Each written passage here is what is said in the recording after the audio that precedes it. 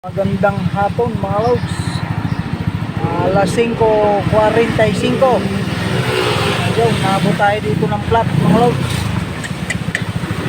Biyahe na sana ko. Huling biyahe ko na sana rin. Ay inabot pa ng plat din eh. Ay, lapat.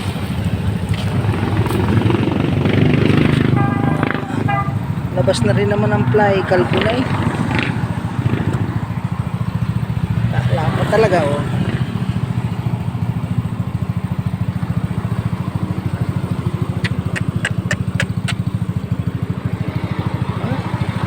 Labas na ang fly. Neng, di ko na kayo maihahatid. Di ko na kayo maihahatid. Lapat eh. Uy. Wala. Buti na lang, nandito na sa bayan. Uwi na tayo mga loads. Bukas na tayong papalit ng gulong. Labas na ang flap. Ay inakailangan natin ay labas ang flap. Lang akay. Yo.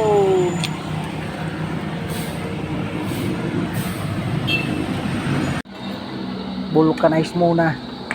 Bukas ang palit ng gulong. Sabi niya. Ayun na sir.